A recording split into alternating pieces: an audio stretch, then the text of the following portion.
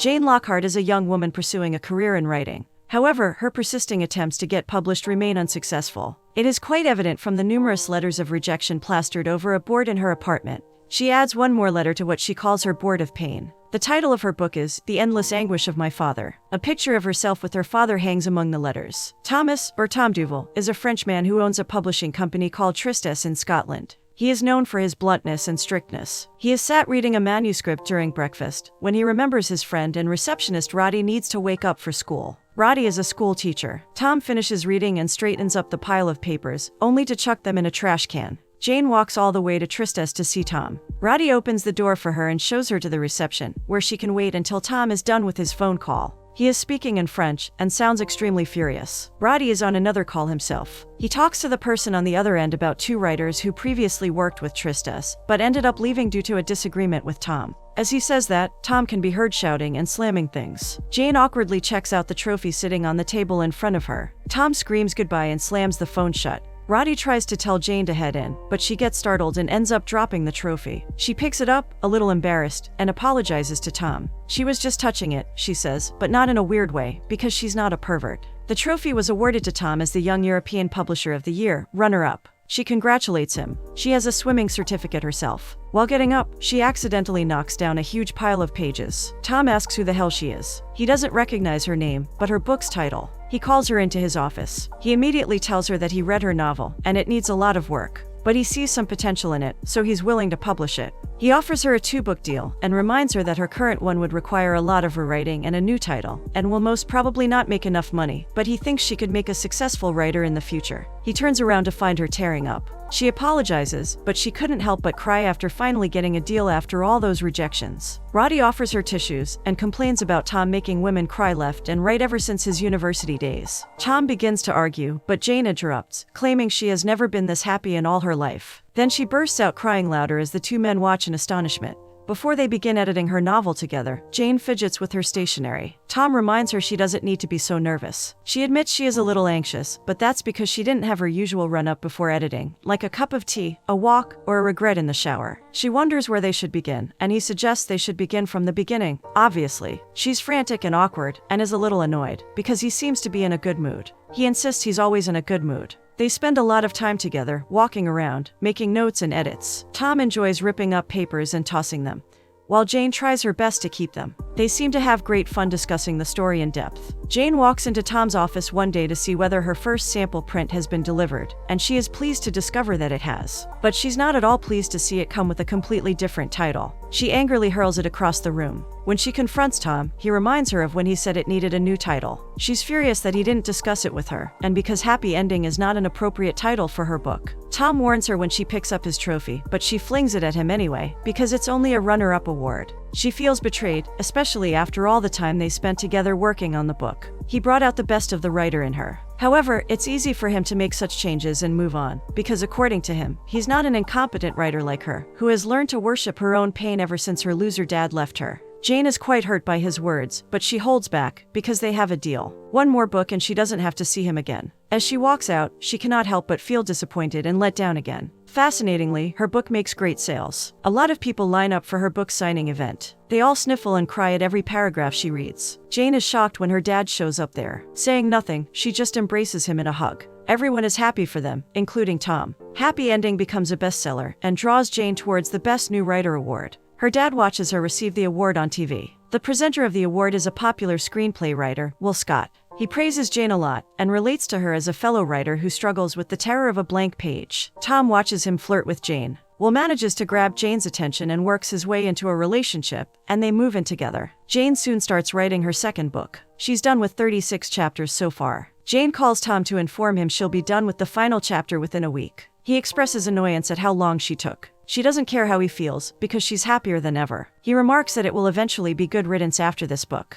As she begins with the last chapter, she gets fidgety. A walk sounds like a good idea for getting back on track. She's out looking at clothes when a random woman greets her. Jane greets her back, looking a little puzzled. At Tristesse, Roddy listens painfully as Tom rejects another manuscript, reducing the writer Nicola to tears. She's named one of Scotland's youngest novelists, and Tom thinks she should avoid publishing mediocre books and tarnishing her reputation. He tells her to fix it using his guidelines. His relationship manager visits him to check on his figures. Tom has got himself a good investment offer elsewhere, but he believes Tristesse is doing well enough, especially with Jane's new book coming out soon. He hasn't read any of it, but he's sure it's just as good as the first one. He doesn't want her to stay after this novel, though. The manager tells him Jane is already sought after by a well-known publishing company called Clinch and McLeish. Jane is baking various items, still trying to get back on track. The phone rings and she asks Will to pick it up, but he's too busy focusing on his own writing. She answers, and Tom asks her about the draft. Something strikes her suddenly, and she rushes to the oven mumbling about greaseproof paper. Tom realizes she's baking, and confirms it when she abruptly ends the call. She only bakes when she's blocked, which makes Tom very concerned. He tries calling her again, but she doesn't pick up.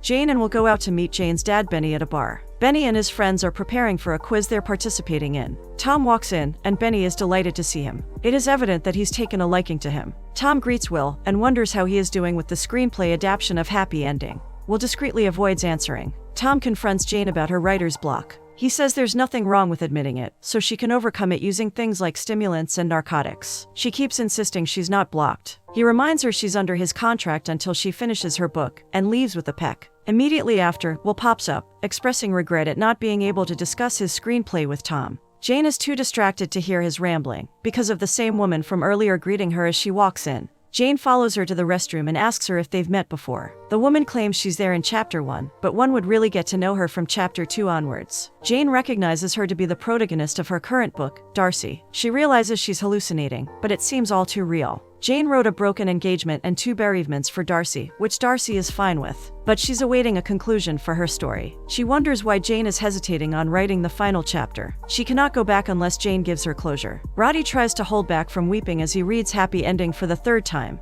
He breaks into a sob when Tom mentions Jane. He feels sympathy for her. He claims it was her pain and hardships that got her through the lonely page, the endless introspection and buzzing thoughts that writers get when they're blocked. He says there's no poetry without misery. Later, when Tom snidely informs his manager of how incredibly happy Jane is currently, he realizes something. He meets Roddy at his school to convince him to help him with his plan of returning Jane to the fragile mental state in which she wrote her previous book. In other words, they have to make her miserable so she'll be able to finish her novel. As a teacher, Roddy has to constantly reprimand and punish students, so he must know how to make a person miserable, Tom thinks. But Roddy suggests they should go for deep-seated melancholy, rather than just making her upset or disheartened. Roddy suggests sad poetry, but Tom turns it down. Will is typing away constantly, which makes Jane put down her cake and try writing something herself. She sprays her plant for the 100th time. She tells Will that it was a birthday present from her dad, with a note that said, "I owe you the world," after which he left and she didn't see him again for 6 years. Will is not at all listening, and instead asks her the spelling for a word.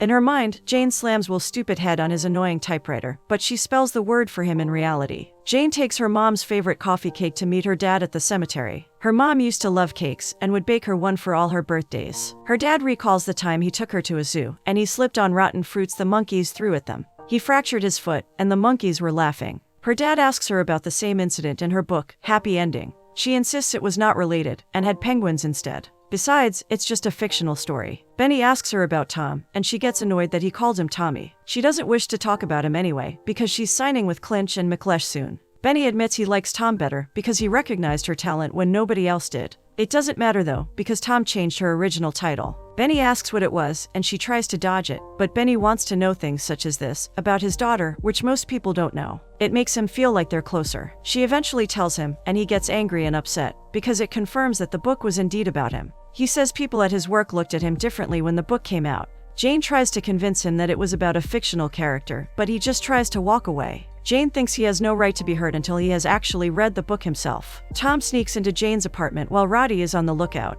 He finds a spare key on the door frame. He first places all the sad records up front. He tries unlocking her computer to maybe have a peek at the draft, but it doesn't work. Roddy sees Jane returning and alerts Tom immediately. He puts back all her muffins in their place and hurries to leave. When Jane enters and notices her pot plant all shriveled up, her heart breaks. But she doesn't know it's a replacement plant. Tom sneaks out with her a live plant. Roddy cannot bear to see how sad she looks. Tom doesn't feel guilty, however, because it's for her own benefit. It's not enough sadness apparently, because Jane hasn't been able to start writing. Her character, Darcy, pops up and types in an ending on her behalf. It's the ending of Les Mis. Jane mockingly thanks her for the suggestion. When Will asks what she's murmuring about, she asks if his characters ever talk to him. He says they do, but he drowns out their voices, because he only likes to hear his own voice while writing. He pouts at her to show he's upset that she's still blocked. At the library, Darcy picks out a book designed to help with the writer's block. Darcy wants a happy ending for herself too, but Jane says that would be going against the flow of the book. A woman recognizes Jane and introduces herself as the proprietor of a publishing company. A small crowd soon gathers, all gushing about the success of Happy Ending and their great expectations towards her second book.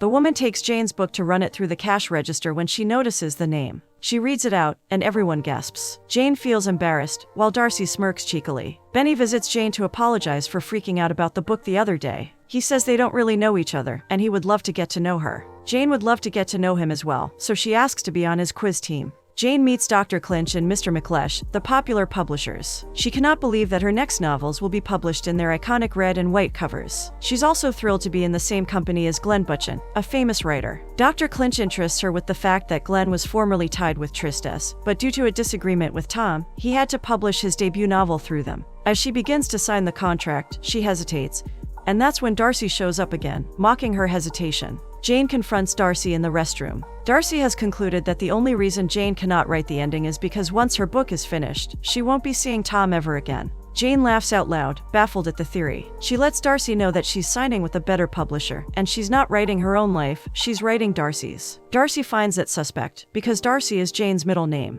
and she holds against Jane the fact that her previous book was about her own life too. Jane is irritated and tries to make Darcy disappear, but she doesn't. Jane rushes out and Mr. McLeish hands her the pen again. Roddy is not sure if Tom would be happy if his plan to make Jane miserable succeeded. He'll win with the profits, but he'll lose his most successful writer. Tom doesn't care. Roddy serves a nice dinner while Tom ponders on their next move. He suggests they murder her dog. Since she doesn't have one, they could gift her one, and then murder it. Roddy thinks it's a little psychotic. The next idea is to sabotage her relationship with Will. At a gathering, Jane is sharing cupcakes, which means she hasn't got past her block yet. Nicole, the new writer, really likes the awkward joke Roddy makes. Tom goes up to Jane and asks her what it's like, living with a fellow writer. It must be wonderful, having someone to share ideas with and get opinions from. He asks her what Will thinks of Jane's new novel. When she doesn't answer, he tries to go and ask him directly. Jane abruptly stops him and tells him he loves it, and he's given her guidelines and notes on it. Tom obviously catches on to the lie. He knows Will hasn't read a single page. Tom also finds out that Will hasn't let Jane read his screenplay. He doesn't discuss it with her at all. That's pretty unfair, considering it's an adaptation of her very own novel. Tom is pretty sure he's just using Jane's writing to keep his career afloat.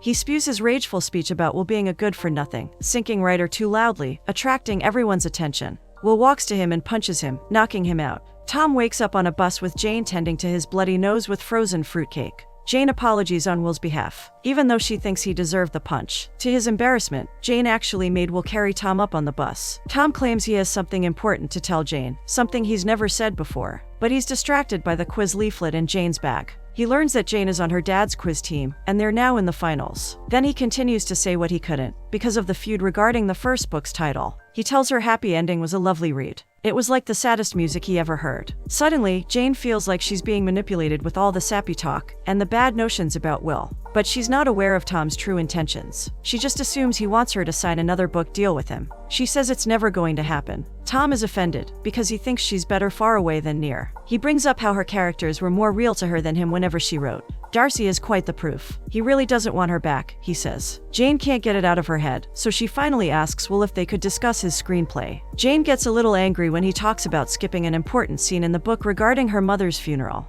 Before she can explain why he cannot do that, Will changes the topic to her block. He suggests she write naked, because it apparently helped another writer overcome a block. The unrestricted feeling is supposed to give you an unrestricted flow of words. Jane finds the idea ridiculous. Tom comes up with another idea of a relationship sabotage, but this time it's her dad. Roddy believes it would be going too far. Tom insists he's just helping her. The first part of the plan is to take Will out of the picture. They contact Will through his agent, so it seems legitimate, and offer him a project. They ask him to meet their made-up company's made-up vice president, Bob, in London. They also throw in an introduction to a famous writer and successfully bait him. Will thanks Jane, because if he wasn't adapting her book, he wouldn't have gotten the call. He's still a great writer regardless, he admits. On the night of the quiz finals, Tom goes to the bar and greets Benny. The winning prize is a holiday in America and 2 tickets to Disneyland. Roddy is disguised as a cab driver, and he picks up Jane. When he heads in a different direction than the bar, Jane stops him. He feigns mistaking the name of the bar with another one. Jane asks him to hurry, as she needs to get there in under half an hour. She tries calling her dad, but it goes to voicemail. Benny talks of little Jane, who put all her pocket money in her piggy bank to save up for Disneyland. She wished to go there every birthday, until her 7th birthday. On that day, she went to Woolworth's with her mom, and they were late coming back home. Benny was an alcoholic at the time. He was furious when they were late, because he needed his dinner ready whenever he wanted it. He admits he was unreasonable and stupid. He had walked out on them that night. Just 2 minutes after he had left, little Jane was dropped back home by cops. Her mother had passed from a sudden demise right in the middle of Woolworth's. Meanwhile, her father was spending her Disneyland money on alcohol. After this tragedy, Benny had sworn he wouldn't touch a drop of alcohol ever again. Roddy tries to distract Jane with small talk. He says he recognizes her from the television, even though she hasn't done many shows. He claims his wife bawled her eyes out reading her book. When Jane thinks she knows him, because of his voice sounding familiar, he hits the brakes and climbs out to go buy cigarettes. Jane tries to stop him, but he runs off. She's getting late, so she just gets out and decides to walk. Benny is dismayed, because he'll never be able to make it up to 7-year-old Jane. But if they win the quiz, he'll at least be able to take her to Disneyland. After all those years, every sentence he drops makes Tom feel utterly horrible about his attempt to keep Jane out of the bar. He calls Roddy and begs for a mission abort, but it's too late. She has taken off and he can't find her. Jane runs through the rain and mud. Her heel breaks too. Tom apologizes to Benny, but he can't even explain what he did wrong. The quiz begins, and Benny's friends moan with impatience. Tom is glutted with regret when Jane shows up, all drenched and messy. Tom is stunned. Eventually, Benny and his team play the finals, and they actually win the game. Roddy and Tom reflect on their actions. At least they didn't murder dogs. The worst thing they've managed to do is to kidnap a pot plant. Other than that, they're pretty decent guys. Tom, however, needs to get it off his chest. He goes to Jane's apartment to tell her the truth. Jane is stark naked, trying to get that unrestricted flow. When she sees Tom at the door, she doesn't let him in. The phone rings, but it's just an ad. That's when the smoke detectors go off. Darcy reminds Jane she left her meringues in the oven. She rushes to take them out. Tom hears the beeping outside and gets concerned. When she doesn't answer him, he uses the spare key to open the door and barges in on her. Both of them are equally shocked. Jane runs back in to get a bathrobe. When he walks inside, Tom notices that her laptop is unlocked. He snags it and dodges Jane, who is trying to get it back. When she blocks his way, he gives it back to her, secretly keeping half of it. Before she can notice what's missing, he scurries off and locks himself in the bathroom. Jane is still mad when he comes out after reading it, but she's eager to know his opinion. Even though it's just the first bit, he says it's pretty good for a whiny, overpaid author who got lucky with her debut novel. She thanks him, even though he's a nameless and unpopular publisher. He begins right away with his notes, and they start discussing the pages, just like old times. Lost in the moment, they almost kiss, but they're interrupted by the phone ringing. It's Will, and he calls from a phone booth because his phone went flat. There was no meeting whatsoever, and he is stuck in the middle of nowhere and had to walk for hours to find a phone. He feels miserable and cold, but in spite of all that, he misses Jane a lot. The trip was ruined, but it made him realize that Jane is the best thing in his life. He says he loves her and wants to get married. Tom hears the exchange and he feels pretty upset, as if he just snapped back to reality. Darcy thinks Will is dragging the sick act. She doesn't like him, but Jane does. She says he makes her happy, just as he impatiently asks for his cup of tea. But he uses terms of endearment, and that's sweet, according to Jane. Tom tells Roddy they might have not succeeded with their plan, but a married lifetime with Will would definitely make Jane miserable. Not that he wants her to be unhappy. It's just complicated. When Will sends Tom a copy of his draft, Tom finds out that he has changed the ending of the story. Tom knows for sure that Jane is going to be absolutely enraged when she learns that. He could go and show her the script immediately, but he decides to confront Will first. In Will's defense, people don't like walking out of a movie feeling depressed, so he gave it a happy ending. He says the script denotes his love for Jane. Tom pleads him to change it if he truly loves Jane and doesn't want to destroy their relationship. When he refuses, Tom gets frustrated. William makes a distasteful remark about Jane just to irk Tom, and it works. He pushes him, and they get into a fight again. Jane seems to have read the script and is brimming with silent fury. Darcy notices all of the changes too. As soon as Will comes back, he asks Jane for a cup of tea, but is met with an angry yell. It seems Will stubbornly refuses to make any edits in his writing, and hence gets kicked out and dumped by Jane. He tells her he always knew they would never really work out, because he doesn't get her obsession with worshipping her own pain. Jane is pretty sad. Benny finally finishes reading Happy Ending, and Jane finishes the long-awaited final chapter of her second novel, with tears running down her face. Tom is close to going bankrupt, but he's hanging on with faith in Jane. He jokingly asks his relationship manager to fix his relationship. She asks if he really loves Jane, but he doesn't answer. Roddy is reading Happy Ending for the millionth time when Jane arrives to drop her final draft. She cannot wait, because she's off to take a break from everything, so he asks her to leave it on Tom's desk. There, she notices her beloved pot plant. She angrily walks by Tom outside, and when he calls for her, she hurls the pot at him, swearing at him. Jane goes back to her childhood home. As she tries to light a fire, she sees Darcy. She's surprised because she finished her story, so she should have disappeared. Soon she's agitated with her around and shouts to be left alone. She hears a car pull up in the morning. It's Tom. She doesn't open the door for him. She thinks all he cares about is making profit off of her. He knocks again, claiming he saw a bear. Eventually, he gets serious and apologizes. Jane opens the door to check if he's being sincere, and she sees him holding a new pot plant. She whisks it away, thanks him, and shuts the door again. Tom gets back in his car, and when it doesn't start, he loses it. He takes out all of his frustration on his car, shouting at particularly nothing in French. He tosses his phone when he doesn't get any signal. Jane is pretty amused, yet confused. She can tell he's getting cold and sick, so she invites him in, just for the night. She wants him gone before she wakes up. Jane cannot help but ask him about his intentions while messing with her. He reveals his pretty much failed plan of making her miserable. She says his plan didn't go to waste nevertheless, because she finished the novel. Tom insists it was a fail, because her last chapter doesn't follow well with the flow of the rest of the story. It needs to be rewritten. That explains Darcy, who pops right up between them, snacking on chocolate, as they start discussing what went wrong with the final chapter. Tom doesn't understand why Darcy had to be in love with the mean, emotionally crippled man who betrays her so badly. Jane claims it's because he has nice hair. That's when it suddenly dawns on him that she's writing about them. Jane admits she realized she couldn't write the ending, because she would be writing their ending, and she didn't want to part ways, however insane that may seem. Tom decides he wants her to give it a proper ending. And not just because he needs to sell it, because he sold his company. Jane is shocked to hear that.